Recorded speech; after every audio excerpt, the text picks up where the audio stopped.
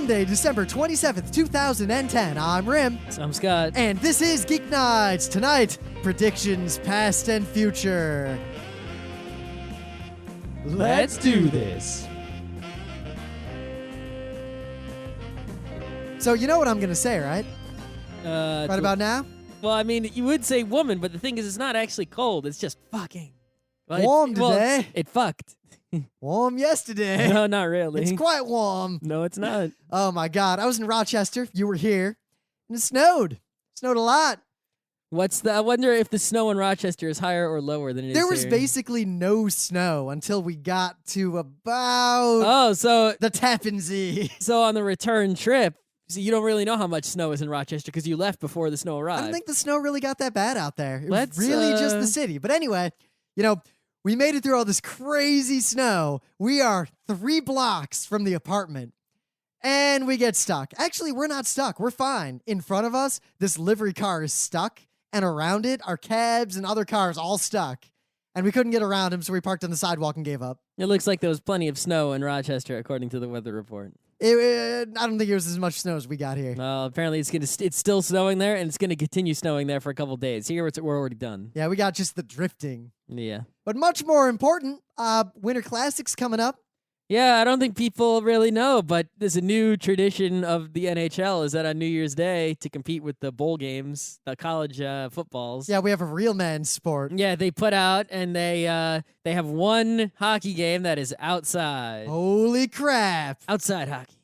Real man hockey. It's mostly the same as inside hockey, but yeah, they make a rink, so it's not like it's on a lake. It's not as badass as it could be. See, the thing is, though, watching NHL players play outside, they're not used to things like glare.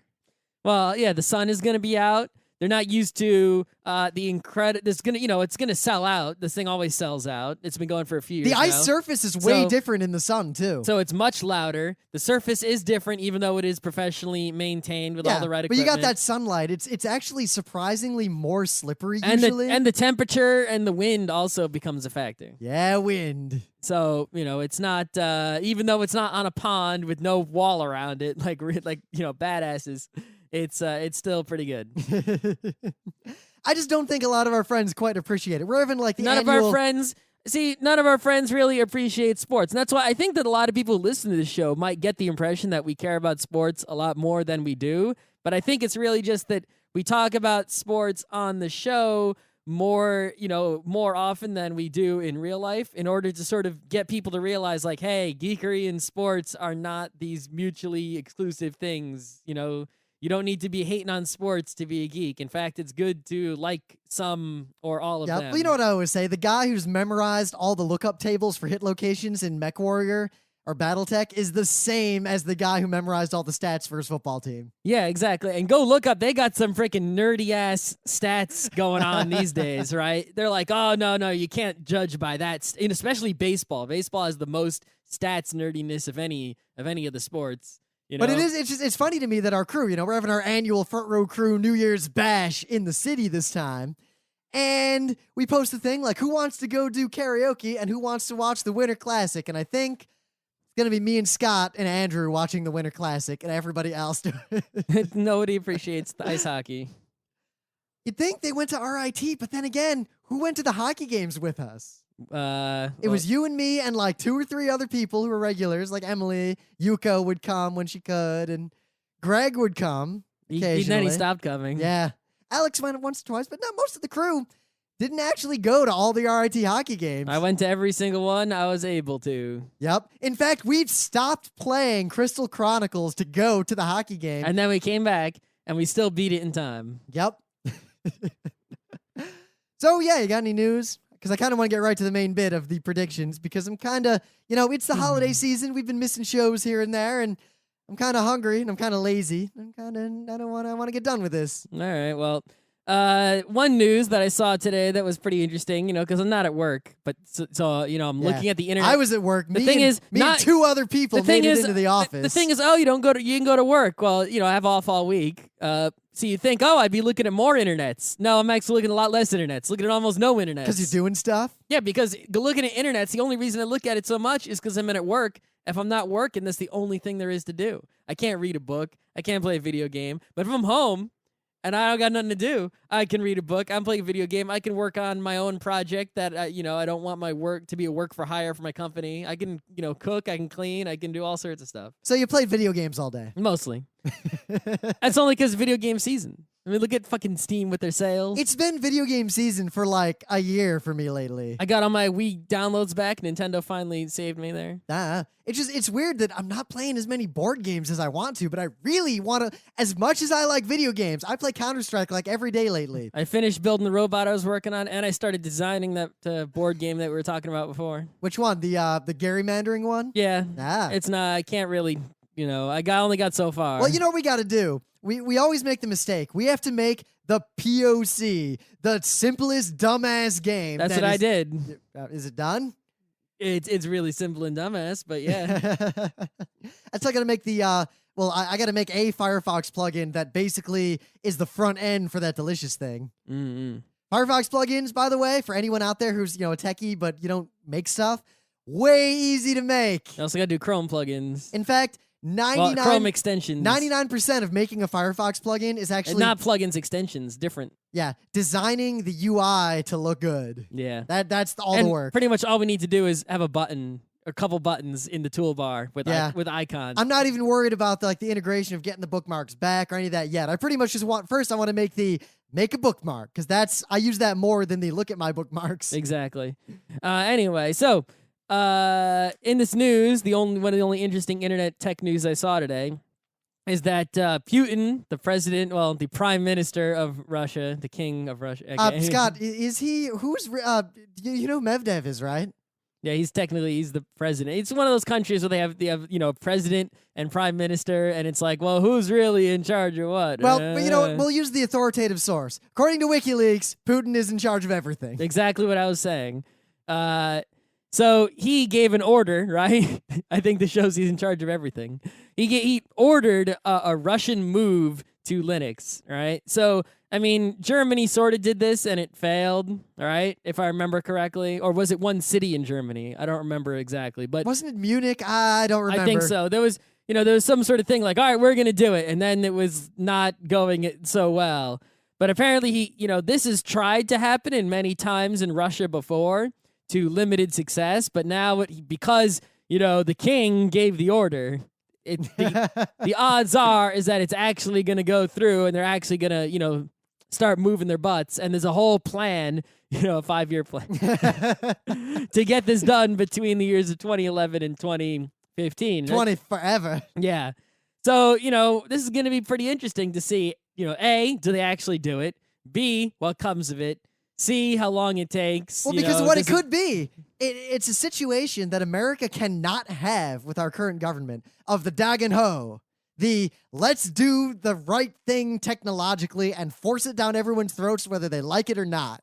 Yep. I don't know if it'll work, though, because Russia does not have a stellar history of technological prowess. Well, no, actually, the problem is, I think it's hard to figure out what the reason for this is. Okay, obviously, saving money in the government, good idea, right? Always a good idea. B, openness, for the people is still a good idea, right? Not being dependent upon a U.S.-centric OS company. Yep, very good idea, right? Russia is where all the hackers are at, so you want to secure up against them, right?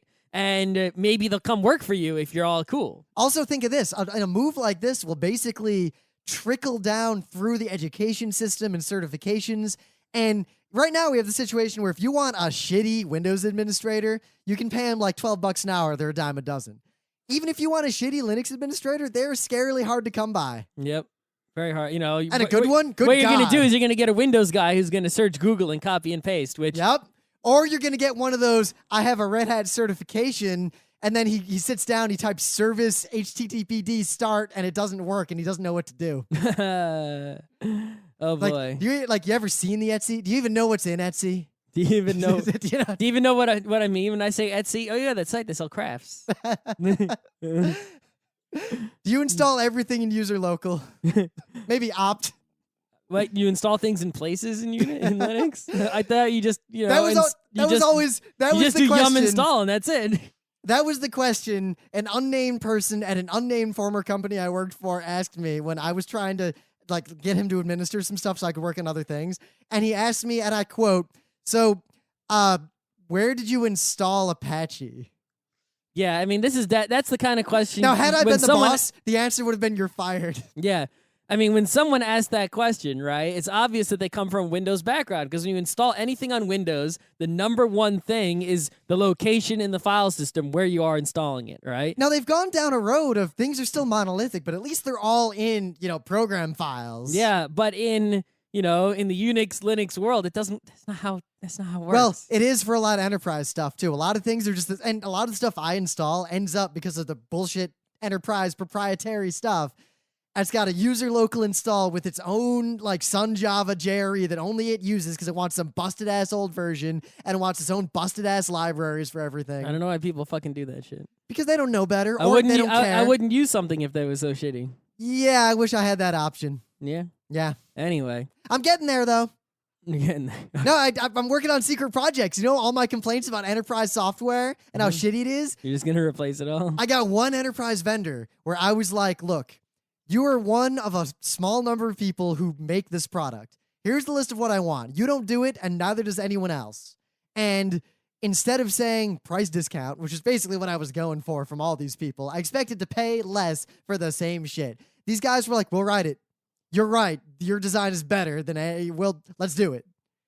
So we'll see. All right. Things are coming along. So far, so good. Really? Did they actually show you something that was made? I have a beta version of the product that implemented a lot of what I wanted pretty quick. And the guys actually, I'm working with their developers directly. They're not stupid? No, they're not stupid. Oh my gosh. It is amazing. Is this a public company? No. Damn.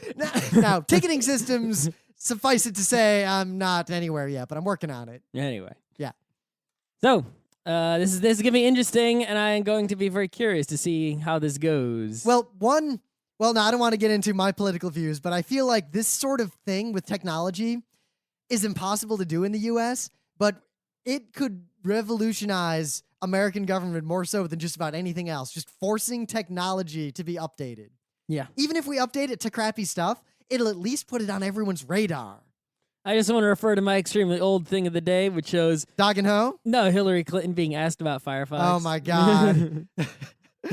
But the thing is, what was beautiful about that video was the expression on her face. She smiled that smile of, I don't know what you just said, and I'm going to stall until someone fixes this for me. Well, the only thing that was reassuring about the video was just how many people in the audience were like, yeah. Even normal people who know nothing about computers remember that their nephew said something about using that Firebird thing because the IE thing with the blue thing is bad.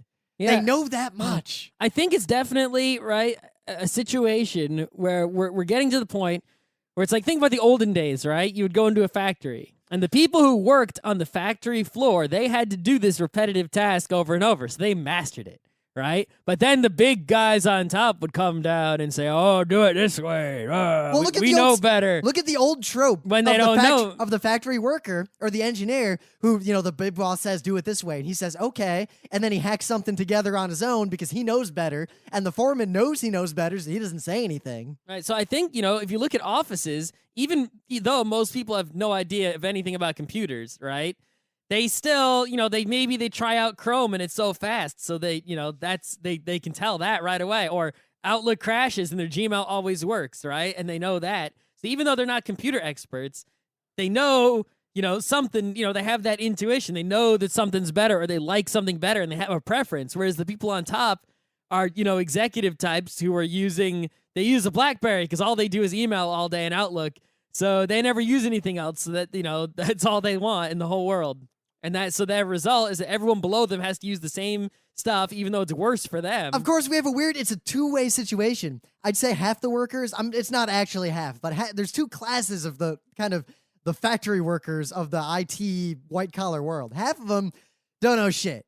and they want to do things an old busted way, and if people above them try to make them change, they just can't. Oh, I'm not talking about the IT workers. I'm talking about the regular office workers. Oh, even the regular office workers. Right. Half of them, you just can't change anything. Mm-hmm. Or they can't deal with it. But the other half know better, but the people above them won't let them change. Mm-hmm. You know, like imagine the kid who gets a job like over the summer as a clerk somewhere, and his boss is like, I need you to do the timesheets. Here's the Excel macro that connects to our Access database. Whoa! And you know better. There is no way you will be able to convince your boss that the MySQL thing you wrote in 10 minutes is better. I'll write it I'll actually just do it. I'll write it in 10 minutes. I'll just use it. And that'll be that. Yeah, but then what's coming out of that? The Excel spreadsheet that the boss wants. Yeah. Yeah.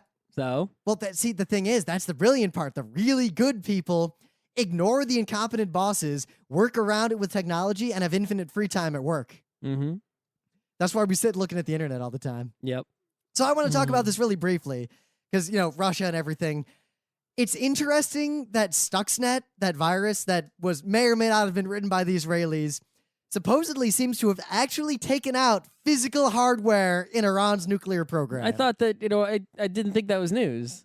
It's new. Basically, it wasn't sure. It was all speculation. And the speculation has become much more firm. Well, I mean, there wasn't, if there was speculation, I mean, who would be speculating? It's like, oh, we think this thing did this. But, if nothing happened, well, it's like, well, how do you...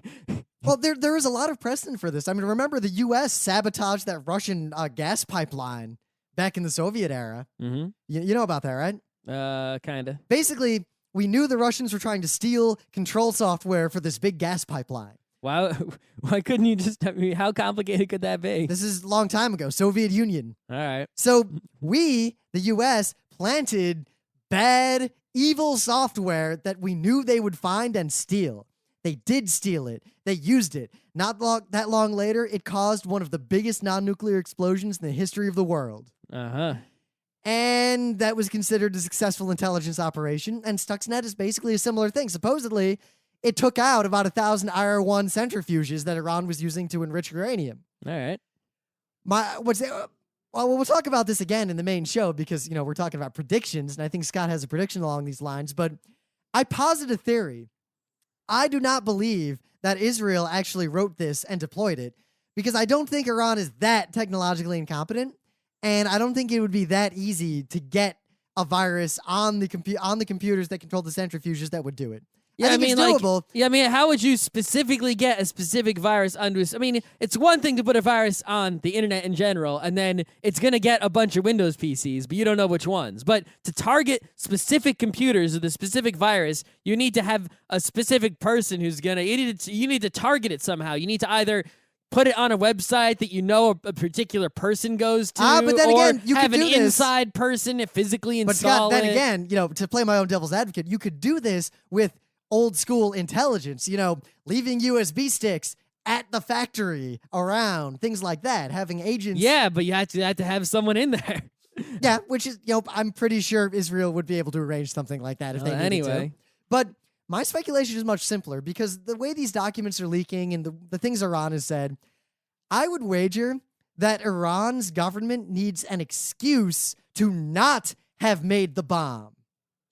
Because if they actually have worthwhile working nuclear weapons, the people that they are pacifying with their nuclear program will be angry that they are not threatening to use them or actually using them. Mm-hmm. And the government, Ahmadinejad is not a stupid man.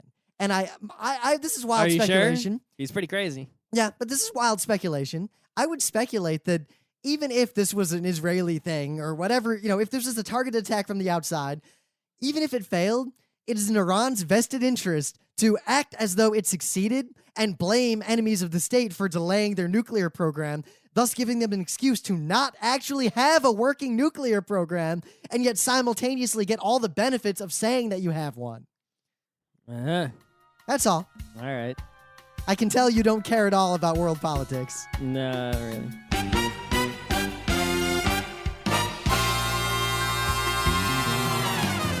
So anyway, things of the day. You got a thing of the day? I do. So check this out. This video was on the internet and then it got taken down, but I found it again. So take that, internet.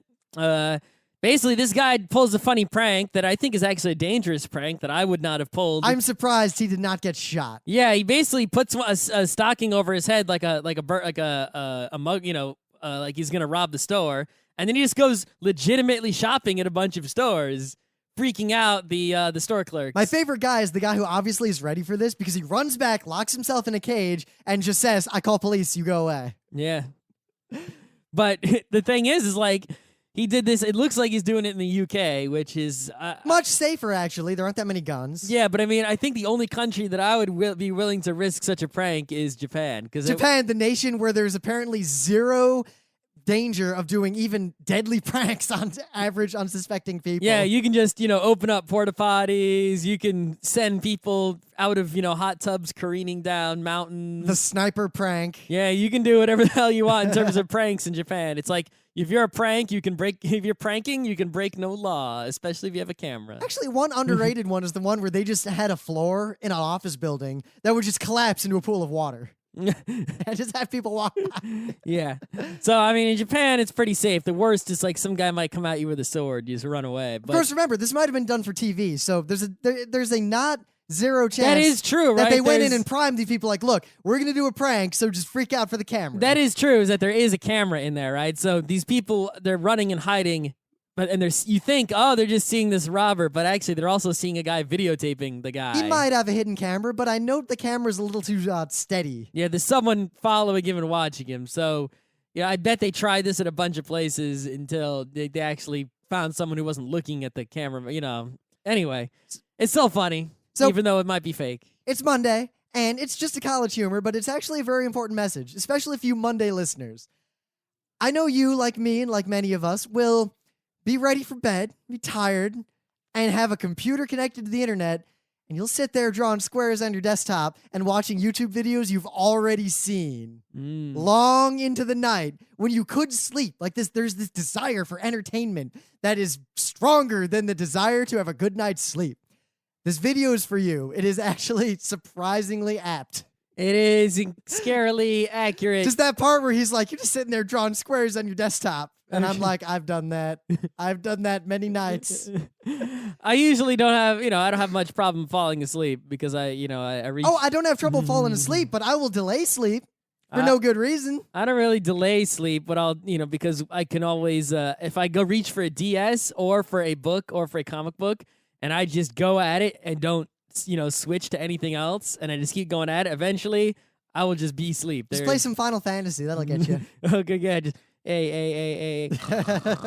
Works every time. Dragon Quest IX was doing that pretty well until my DS got stolen, so then I lost the save game, so I'm not playing that game again. Actually, I don't do it as much as I used to. RIT, I was really bad about that. Sometimes I just sit there at night watching AMVs, even though I had class at like 8 a.m. the next day. No, I didn't do that. Nah. Anyway. So, meta moment. Meta moment. We're going to be at MagFest! Oh, shit, that's real soon, isn't it? Yeah, that's real soon. Oh, crap. We're doing Losing Should Be Fun and a bunch of other panels. It's an updated version of Losing Should Be Fun. It needed an updated version. It did need an updated version. We've learned a lot since then. That's what I don't get. It's like we did that other panel at PAX, right? We did 2 panels there, basically, right? Not counting the crap late show, which was Game Mechanics Mechanism Design and Losing Should Be Fun. And Game Mechanics We didn't do Losing Should Be Fun. No, what did we do? We did Egregiously Unrealized Potential. All right. We did it on Sunday. I was tired as balls. Right.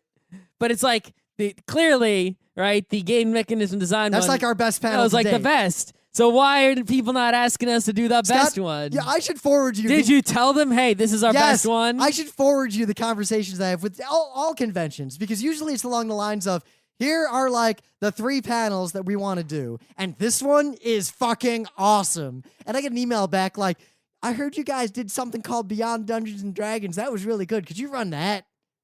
I'd be like, look. Usually I'm like, no.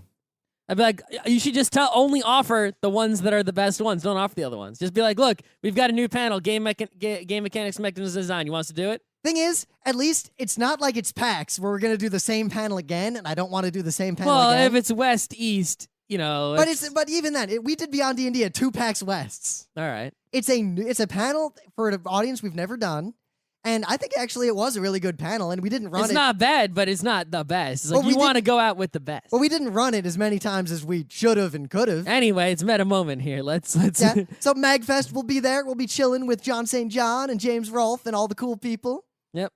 And I don't know, it's holidays, so The book club book is Michio Kaku's Hyperspace. all right. Are you reading it, Scott? No, that's gonna be for a while. Really? It's a quick book to read. I don't even have a copy. Really? You need a copy? I got a couple. I gotta do some Amazoning after the holiday next year. Also, coming up in the near future, you can Google the details, but No Pants Day is coming. Oh, right. In January. It's always in the winter. It's early in January. We'll be there doing our No Pants thing.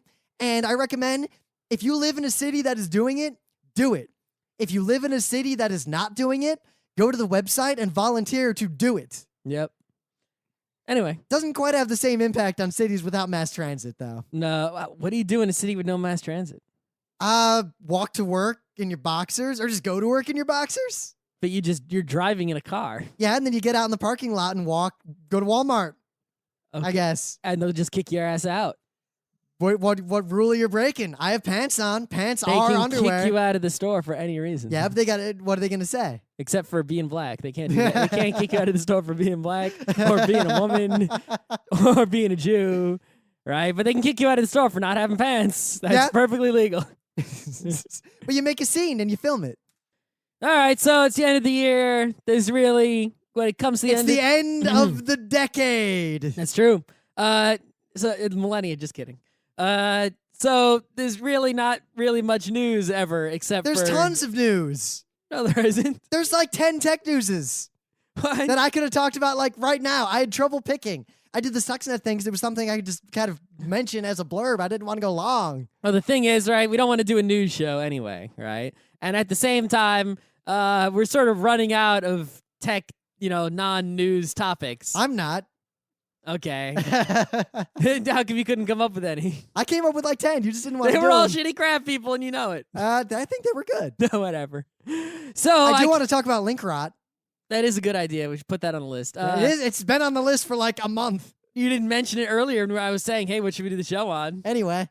Yeah. So I came up with a good idea earlier, which is, hey, let's start a thing where every year we will talk about the biggest stuff that happened in the past year. I know this is a cliche. Everyone does this. But you know what? I think we're going to do it better than everyone else because we're smarter than everyone else. And we will also predict for the next year. And then it'll be even more interesting next year because we can look back at the previous predictions and see if we are geniuses or morons. And that will be so this show might not be the greatest, but it'll be awesome next year when we do the second show and forever there, so we're laying some groundwork. I feel like originally I wanted to talk a lot about the previous year, and then I realized just now, because it's the end of the decade, decades are at least in America, they're kind of seen as like the boundaries of things. Like the 90s was the age of the internet, and then the 2000s were this kind of whole different world, and now we're in the 2010s and everything's way different again. Yep. But at the same time, I don't know if I want to go back and talk about all, what happened in the last decade, because every tech site in the world is going to do that. I kind of really just want to focus on... if you want to talk about the last decade here, I'll take you through it. Ready? Look at the last year. In the year 2000, they were worried about, right, Y2K. And it was a legitimate worry, you assholes. Us tech guys fixed it for you. And Napster was still rocking. And then in 2010, Facebook and Farmville. There you go. That's the decade. That's how far we've come. Oh, the stock market in 2000, pretty good. That's right. There were no tablets back then. Smartphones? People didn't have smartphones. No. Hell, in 2000, I didn't have a cell phone. Nope, not me. I mean, my family had them. I didn't have Yeah, one. I had one in like 1998, but that was the family's like brick phone. Anyway, let's talk about 2010 in no particular order, right? The biggest, I guess, tech thing that any tech site is going to report on is the iPad, just because they always talk about Apple more than anyone else because, well, Apple gets, the most attention. Well, Apple very brilliantly created a third and viable market for tablets, because the market of doctors and workers never really panned out, and the market of artists never really panned out. Yeah. Well, I think they definitely, pretty much anything Apple makes, people will buy, I think almost. Even the new Apple TV, which I think is pretty terrible, it's just really small, which makes it's better than the previous Apple TV, but it's still not good, especially if you compare it to the Mac Mini. But Apparently they sold 1 million of those. So, what do I know? The only thing that disappoints me about the iPad still is that while, it has made the idea of a tablet device useful to apparently many people, it is still not a tablet device for the artist, which is what is needed. Yes, but, we've talked about this, so we won't talk about it further. But that's all I have to say. It's a niche market that might not be served in the next year. Nope. WikiLeaks was gigantic in 2010. Surprisingly recent, too. Yeah, I mean, I was giving money to WikiLeaks like a long time ago. But it took this long for people to actually lose their shit about it. The Kinect came out just recently. I'm still not exactly sure how well that's going to pan out in terms of will this be popular. Well, you know what? Let's just start throwing right into the predictions. Next year, I don't think the Kinect is going to be a major player. I think the Kinect is basically like the Wiimote, right? And the thing is, the Wiimote had plenty of, hacks too. People are like, oh, look what I was able to do with the Wiimote. You can do the same thing with a webcam. Just give it time. Yeah, well, no, there are things that Kinect can do a webcam can't do. For now. But the Kinect is, it's people are hacking it. They're having fun with it, but some people are having fun with the games, but industry-wise, we know what's going to happen. They're not It's going to be the same as the Wiimote, really. Yeah, they're not. They're going to be a whole bunch of games that use it in a gimmicky fashion. A few games will use it well, and then they'll just be a component in a lot of games, basically not noteworthy. I actually read this interesting thing, is a story. It's just anecdotal story, so whatever. It's not evidence of anything. But some family, like an old lady and her husband, right? They bought the Wii and the Wii Fit and whatever. Right? And they were like, yay. So they went back to the store, right? And they were like, oh, let's get some more Wii. So they look around, and there was nothing for them because there's only one Wii Fit, and that's it. And it's Wii Sports. Yeah, but I mean, it comes with Wii Sports. So it's like you turn around from the other side, and it's like, okay, I go to the store, and I buy a Wii, and I get Mario. And then I go back to the store, and I've bought the 4 Mario games. And then I go back to the store, and there's nothing. Well, one of the best multiplayer games on the Wii to this day is the GameCube version of WarioWare. Right? So I think the Wii it's at this point, some people are like, oh, it doesn't have anything for the hardcore gamer. But you think, oh, it's just for the casual nobody gamer. But really, those people go to the Wii and they say, oh, there's nothing for me here either. It's all this in-between stuff. It's stuff that's too, non-hardcore. Well, so hardcore this. people don't want it. The but, Wii? I mean, a person who buys Wii Fit to do some jumping up and down is not even going to buy, the most casual shovelware. So the Wii won in the sense that it made a new market for gamers. It made gamers who previously weren't gamers in that market segment, and then sold a product to all of them. Yeah, it made a lot of money, but I think the Farmville is 10 times in the same department as the Wii. Maybe 100 times. Yeah, I would argue that Farmville isn't a game, but I digress. I know, it's not Tuesday. It doesn't matter if it's not a game. It's a different demographic altogether. Yeah. In fact, it's a different industry. The people who bought a Wii to do Wii Fit and that's it are the same people who play in Farmville. Technologically, though, notice how the PS3 was supposed to be the 10-year console, and it kind of is going to be the 10-year console, but it really doesn't have anything. The PS3 is doing the same thing the PSP did. It's sticking around. There's still a bunch of people who bought it. But it doesn't have anything on the Xbox. The extra power it has is not being utilized, and by the time there's something that will utilize it, it won't matter. No. Anyway, so cell processors, those didn't get used in a million things, did they? No. Netflix definitely busted out in 2010. At the beginning of the year, you could do Netflix on like almost, your Roku maybe? Yeah, I bought a Roku. Did the Roku even exist? Did that come into existence in 2010? Or it might have been before then. We had the Roku for a while. Yeah. We used it in Beacon. Yeah, but was it before last New Year? I think so, but I don't remember. So. But anyway, you couldn't really get Netflix on, streaming on many devices. But also, the selection was pretty small. But by the end of 2010, you could stream Netflix on every motherfucker that had a screen. So Netflix definitely busted out big time. Net neutrality in 2010. We don't have it. Getting some setbacks. They passed. The FCC said something. This is only recent. It's useless. It's not good. I'm worried. I'm actually worried. Android in 2010 actually succeeded beyond what I expected. Well, this is the problem. Android sucks, but it it's the only thing. Exactly. I predict that in 2011, what you're going to see is the iPhone will, despite, this rumor's been going on forever. iPhone's going to be on something that's not AT&T. Oh, it's going to be on something. I don't think we're going to see it in the next year. I think we are. I think this is the year it's actually going to be true. You are going to see the iPhone on Verizon for reals this time. This is the real time. Because with the 4G and the LTE and all that stuff, right? LTE is actually going to be big in 2011. Going into 2012 is when you're going to see LTE actually start to become, Well, here we go. This is the everywhere. first proper prediction, because a lot of tech news people make softball predictions. Like, if I wanted to say Android's going to be 75% of the smartphone market, that's a stupid prediction. It's obvious. I think what's going to happen is LTE is going to get big. The iPhone is going to finally come out on non-AT&T. All those people on that carrier, probably Verizon, are going to, as their contracts run out, or maybe even earlier than that, are going to bail to get iPhones on Verizon. AT&T people with iPhones are going to bail to go to Verizon to get iPhones. And it's going to take about 2 years, because that's how long it'll take for the iPhone contracts to expire and such. And you know what I think, I think you're going to see Android is going to take a big hit as people are able to stay with the carrier they like and get an iPhone. See, I don't think Android's going to take a big hit in market share. No, big hit. So here's why I disagree. One, I don't think the iPhone is going to be on Verizon in 2011. I think it will definitely be.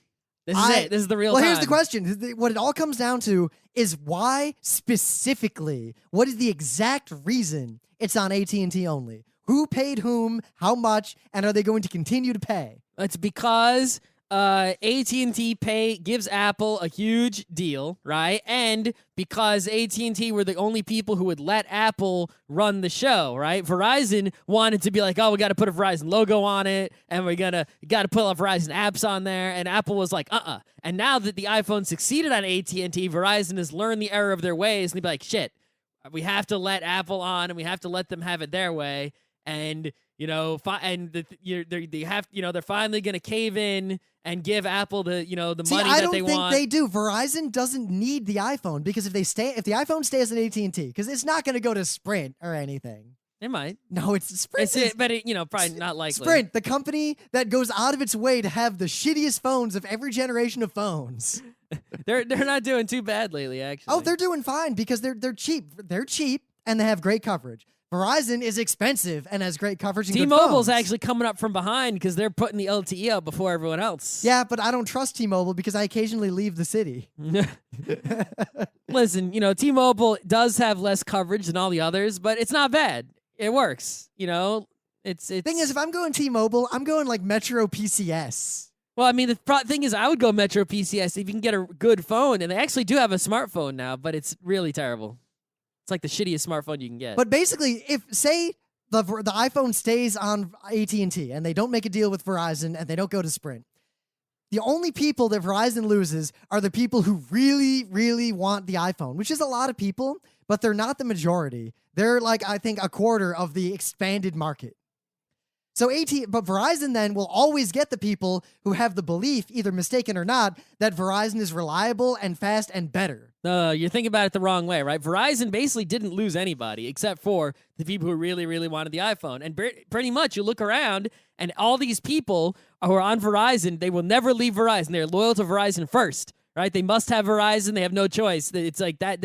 All they choose is their phone. Now, I think that those people actually flip flop between Sprint and Verizon. I don't know. Everyone I know. I've seen polls where people basically believe that both of them have equal coverage. The only carrier that I see having significant negative press is AT&T, even though the negative press is actually less warranted recently. Yeah, AT&T has improved its network, at least in New York City. But anyway, there are people who absolutely must stick with Verizon. They will not leave it no matter what, right? And these people, they want an iPhone, but they will not leave. So they get an Android phone because that's the smartphone that Verizon has. See, if the iPhone comes out on Verizon, they will go and get that iPhone immediately. They are dying for it, but they will not leave to go get it. I don't think they are as many people as a much more viable cash cow, which is the currently non-smartphoned people who want a smartphone or would like a smartphone or don't even know they want a smartphone, but the commodity Android, $50 phone that they get from Verizon or even Sprint is a smartphone, but they need a data plan now. No. And the data plan being sold to the person who never had a smartphone before is worth way more money than the guy who wants the iPhone. You're also not thinking about, right, the fact that if the iPhone came out on Verizon, there are so many dissatisfied AT&T iPhone users, they will all bail immediately. No, they won't. They yes, won't bail will. till their contract ends. You way overestimate how much people actually will break a contract. No, these people are dying to get the hell away from AT&T, and if the iPhone is they're more loyal to the iPhone than they are to the carrier. So as soon as they have a choice of carrier, they will choose anything but AT&T. All right, so one, I disagree. But two, suppose that's true. AT&T is going to keep a death grip on that. They'll pay whatever they need to pay. No. Also, Verizon, I don't think, if it's a matter of AT&T paying to keep it exclusive, AT&T will pay, and the only reason they'd lose it is if Apple says, look, you've got to pay us, infinity dollars. Yeah, that's the thing is that they won't do that because Verizon probably is taking the opposite tack. They're saying, if we get the iPhone, Apple, you have to do X, Y, and Z for us. And Apple's going to say, fuck you. No, they've already learned that they have to cave to Apple. They've learned this lesson already. I don't think they've learned that lesson because I don't think it's true. Well, you're gonna be wrong, and we will see in a year from now. Let's see. It is on record. The iPhone's going to come out on Verizon. People are going to bail from AT&T soon as they can. That's your prediction. My prediction is no Android is going to take a hit as a result. I think we're going to see no iPhone on Verizon in the next year, all right. 2011. And two, I don't think there will be any sort of hit to Android because for every one person, the people who are buying iPhones are going to be dwarfed by the non-smartphone people who buy a commodity Android smartphone. No, because they're going to buy, right? When this isn't even a prediction. We know it's going to happen, right? The iPhone 4.5 is going to come out. It's going to be an incremental improvement. It's going to be like the iPhone 3GS. I think what's going to happen, though, obviously, is the same thing that's happened before, right? Is that iPhone 4.5 is going to come out, right?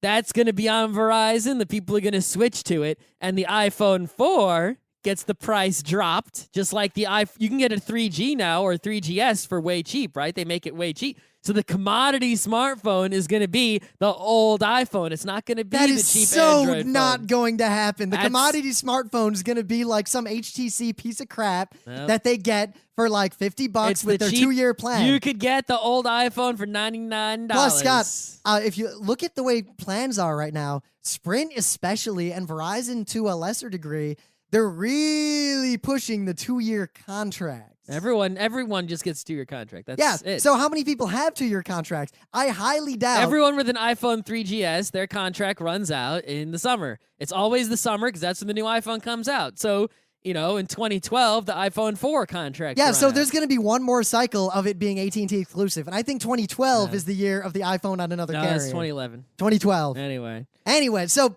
let's get away from the phones for a minute. So let's talk about Yahoo. Because with the delicious thing and the leaked documents and everything, Yahoo is basically, omae wa mo shinderu. They're dead. The company is dead, but the corpse is still moving. It doesn't realize it's dead. Zombie Yahoo. I think more importantly, it realizes it's dead, and it's trying to pretend that it doesn't know it's dead so it doesn't lose value as they divest themselves of profitable enterprises and then eventually disappear. Well, there is a possibility. That's definitely what's going on. Because Yahoo has a handful of good products that are profitable, I assume, or at least could be profitable. Their content business is actually their best stuff, right? Yahoo Finance, Yahoo News, Yahoo Finance Sports. is crap compared to Google Finance. The Yahoo like celebrity news is like one of the most popular sites on the entire internet. It's huge. So I think my prediction for the next year is that Yahoo is going to sell off small numbers, like 2, maybe 3 of their things that are big that don't have Yahoo brand name. No, I think it's going to be the opposite. Yahoo's going to sell off everything that doesn't make money, and they're going to keep only the really big parts that are like the core of Yahoo, the Yahoo Mail, the Yahoo Search. See, no, you're thinking a little too much on money. It's all about brand. What they're going to do, I think, is they're going to sell off anything that is not strongly branded with a Yahoo name to get whatever money they can for it. Things like Delicious and Flickr, they can sell off. And those are worth a lot of money to someone who's actually going to use them. I mean, Facebook, if they bought Flickr, that would be a huge and I think, excellent deal for them. Well, they would just, the thing is, anyone who buys Flickr who already has a photo service is just going to try to integrate it. Oh, yeah. If I were Facebook, I would buy Flickr. And the thing is, Yahoo tried to integrate Flickr into the Yahoo Photos, and they just technologically failed at that. Yeah, well, Yahoo failed at a lot of things for those And the thing reasons. is, if you do that, though, here's the problem. If you try to integrate it, all the Flickr users will hate you and bail. Oh, they're not actually going to bail. They will. No, they won't. If you just like say, all right, Flickr is now Facebook Photos, just use the photos in Facebook. No, that's not what they'd do. They'd leave Flickr up as its own, but they'd over time keep adding things like, all right, so all you Facebook users, you can just import all your Flickr photos with all the metadata, and then we'll run the facial recognition and go retro tag everything.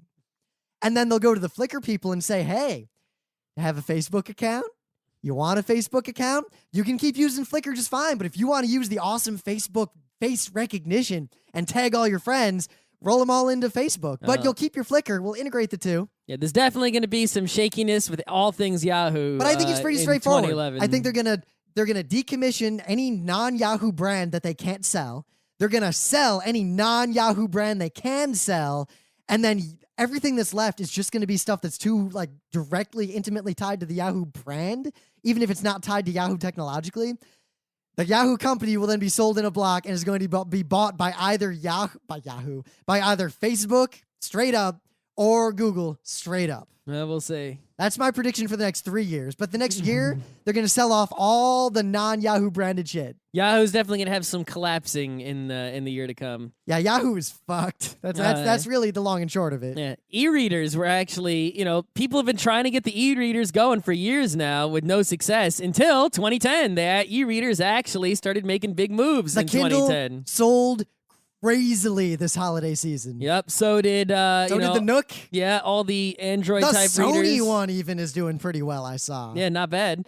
So the e-readers are doing really well. I think that in 2012, it's pretty much going to be more of the same, but I think there is going to be a level off, right? Because what's going to happen is people are going to start to realize that, look, this e-reader is just an e-reader, but you could get, iPad 2, which is also all these other things. And at the same time, some of the Android readers, like some of the Android tablets, like they got the new, the Samsung, whatever the hell it is. I forget the name of it. Galaxy Tab. See, but at the same time, the people who want e-readers, they kind of have this movement of not wanting a tablet. They don't want all that bullshit. They want to read books. They see themselves as more erudite, and the display technology, they probably want that low energy, awesome display for reading.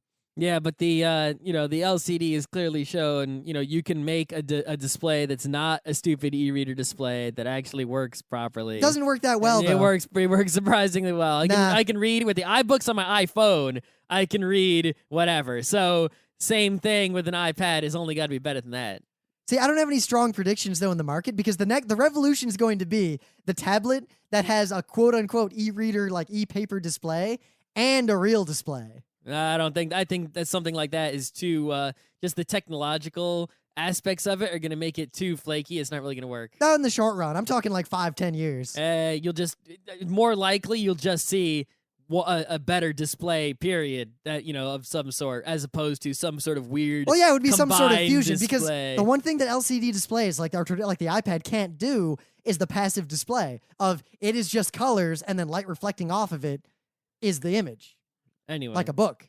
But anyway, there's not much. I mean, e-readers, first sale rights, no one really cares about that. I think with streaming and Netflix, I have bigger predictions because notice how Netflix did the obvious thing toward the end of the year and they now offer a streaming-only plan, which is what I think they've realized this. I think the moment of realization for Netflix, remember when they got rid of profiles and everyone lost their shit, including me, because I needed those profiles because I had my 3 DVD queues. Yep. As soon as they did that, everyone bitched and dropped to 1 queue because they wanted to keep the streaming, and without the queues, multiple DVDs were worthless. Mm-hmm. And then when they brought the queues back, I don't think anyone went back. I didn't go back, and at that moment, they probably had a meeting and realized streaming is the only thing anyone cares about anymore. I actually read something recently about how Netflix actually has like this huge turnover, like this, there's sort of problems in the workplace. It's like the opposite of Zappos, right? And even though they somehow manage to turn out, stuff, and you can sort of see that maybe this is true looking at the way that the Netflix software is different on every single platform, that this is very likely that they're sort of, a little dysfunctional You know, it's not like they churn out the same exact thing with clean updates to every platform all at the same time.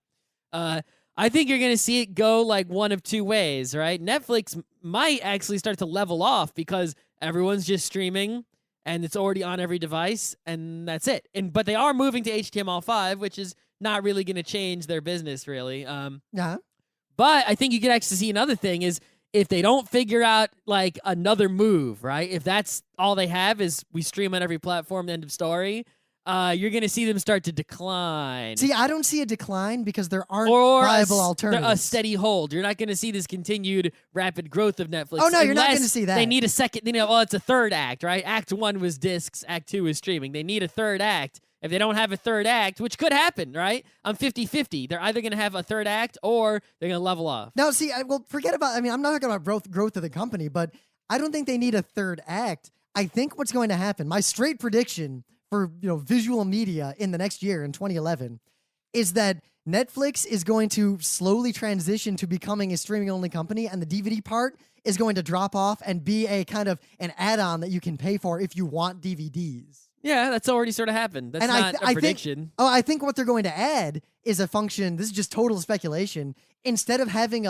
you keep getting DVDs, you have the streaming only. And if there's something that isn't streaming, you can, from your viewer, whatever it is, say, send me the DVD, and they charge you like $1. Maybe. I think they'll do that because they have to leverage the DVD not a bad idea. inventory that they have, but they don't, no one wants the DVDs. They only want the DVDs because they can't get anything, they can't get the stuff that's on DVD. Here's what I understand, right? People don't care about extras by and large if anymore. they have it, basically Netflix effectively has, infinity DVDs, right? If you ask for a video, and you want to watch it, they have a disc. Yeah. It's never a situation where it's like, oh, we don't have another copy of it, right? So why can't legally, I know this is obviously illegal, right? But, in terms of right and wrong, they should be able to stream anything they have a disc for. Right? It's really, in effect, no different. They've paid for it. No, it would only be no different if it was set up such that only one streamer could stream per DVD they owned in their vault. All right, fine. Which is fine. But yeah, Scott, copyright law. Yeah, but I'm just saying, But anyway, that's my prediction for Netflix. But two, with the whole streaming in general, I think we're going to see huge balkanization. I think Hulu is going to fail. Really? You think in Hulu's 2011, gonna fail? Hulu might not disappear. But Hulu is rapidly getting fucked by all the interests of the different studios that make shows. And as, like NBC, there's all these mergers being talked about. The TV industry is not doing that well. And I think what's going to happen is that Hulu is going to kind of collapse under this balkanization where every studio will allow 1 or 2 episodes of their show to be on Hulu, but they'll have links back to their personal streaming site a la Comedy Central. And I think bit by bit, every network and every person that makes shows is going to try to bring people to their own site and try to keep people away from the centralized things like Hulu. That's not a prediction for the future. That's seeing what is, that is the past. That is what has already happened. It hasn't happened yet because all those sites, all the balkanized sites, suck. And people do just go to Hulu. And if Hulu doesn't have it, they go to BitTorrent. Yeah, exactly. I think what's going to happen. But that's why Netflix is doing so well, because Netflix, no one cares. Very few people care about seeing stuff right now, and the people that do just pirate it. Netflix is going to be the only centralized streaming site that survives the balkanization. I think that things like the Google TV, it's actually surprisingly, right, especially since you just saw 1 million Apple TVs sold, the new ones, right? I think the Google TV is actually going to do well, and I think I thought it was going to. Did you read the recent articles about how Google is basically slowing it the fuck down, and they're downplaying the press releases now? There are commercials for it on TV. Yeah, and now they're pulling back, and a lot of the devices that were scheduled to be shown at CES are not going to be there. I saw one at PAX. Yeah, and there's this pullback, and I don't think Google TV is going to be viable in 2011. I think because this balkanization is going to fuck them. Google TV relies upon there being places like I think Hulu is going to block. No, because they can just write a plugin for every single new place. It's not a problem. Oh, and then the new places will block those plugins. That doesn't matter. They're going to do it, and Google won't do. Google. They're not going to play the game of you're blocking our agent string, so we're going to change the agent string. They're just going to give up. No, I think the Google TV, the Boxy Box clearly, I don't think did, as well. Mostly because Boxy, anyone who knew about or wanted to run Boxy already had, just ran Boxy on a computer. The Boxy box didn't have this wide market. But I think the Google TV and the Apple TV, which seem to be getting more, I think in 2010, you're going to see, the cable companies are going to start to hurt as more and more people. It's going to accelerate. Oh, yeah. Here's the rate of people dropping cable and satellite will accelerate. My 3-year prediction is that within 3 years, it will not be a viable business. In 2012, you're going to see the breaking. But in 2011, it's going to be a big lead up to more and more people are going to be dropping cable all over the place. I agree, but I think what they're going to go to, Google TV, the way it's supposed to work, the way they demoed it, really only functions well when there are places like Hulu that are viable. And as a result, the people who are going to adopt Google TV in 2011 are going to the people who have large collections of pirated video and people who will use it to stream their Netflix and people who will use it to stream the few things that the people who produce content will allow to be streamed on Google TV.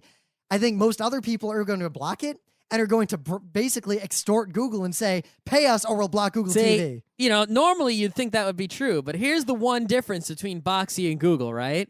Is basically you can extort the Boxy people. You can be like, hey, Boxy, we're shutting you down.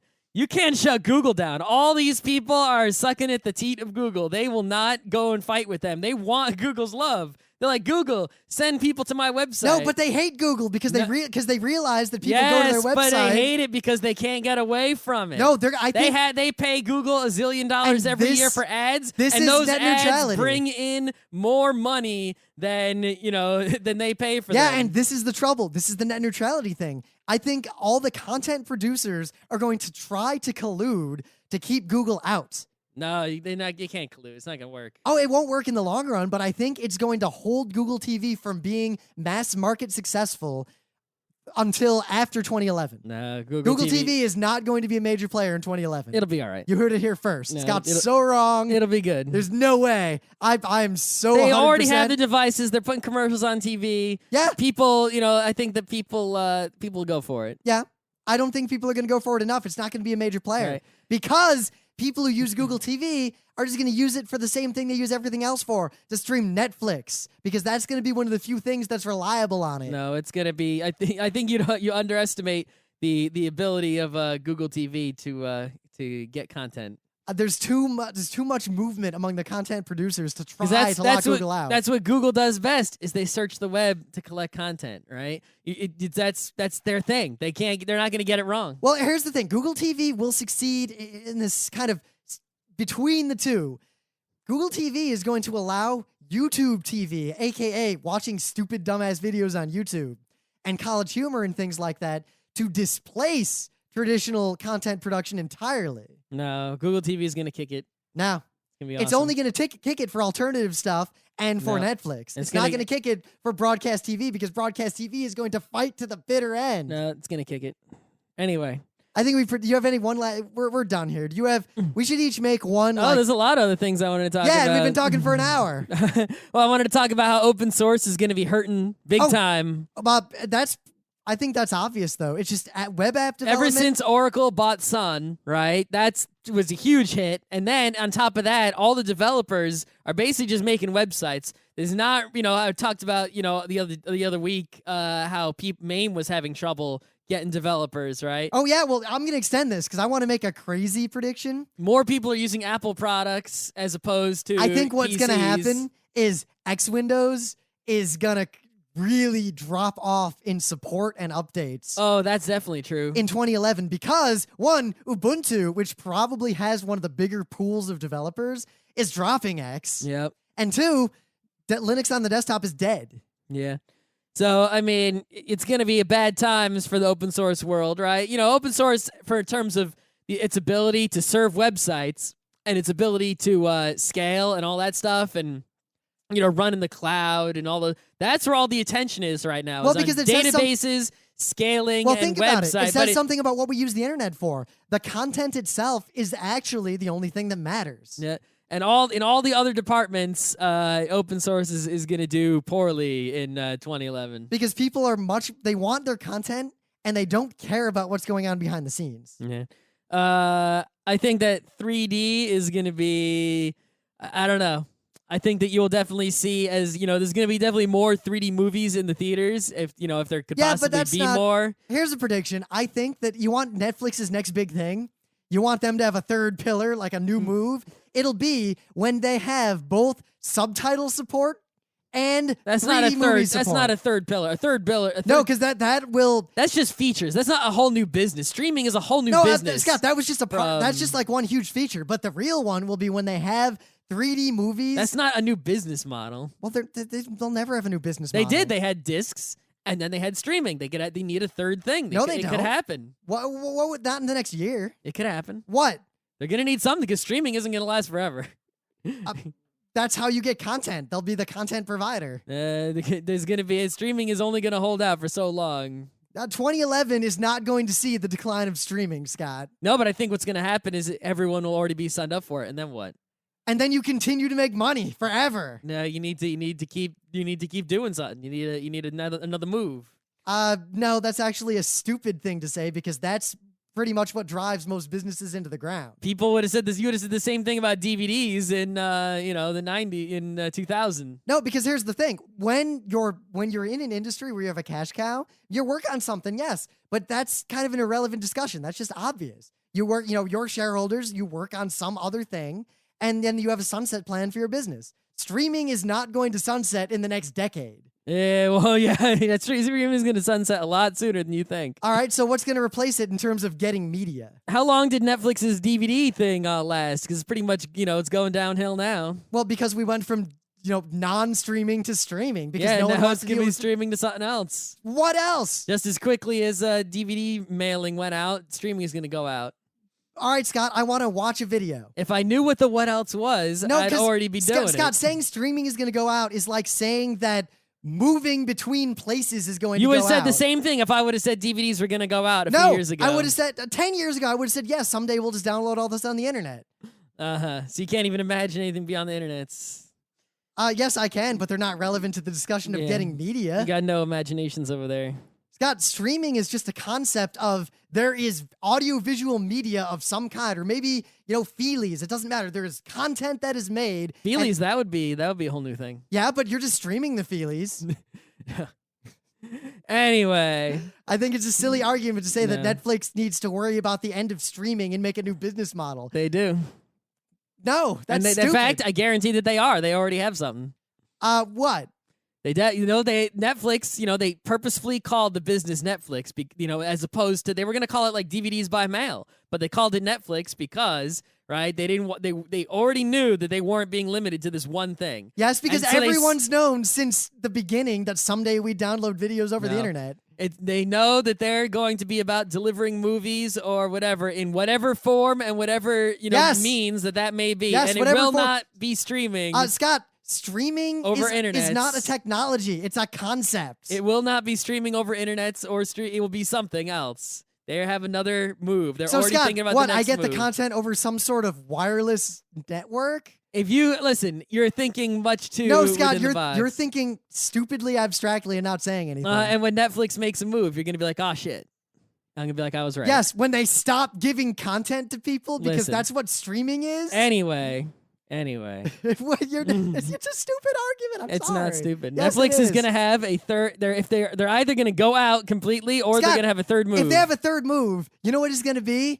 Actually making content or funding people to like Netflix Studios. But then you know what they're gonna do? They're gonna distribute it. You know how they're gonna distribute it? Over the internet via streaming. They're gonna have something new move. That's a stupid thing to say. It's not.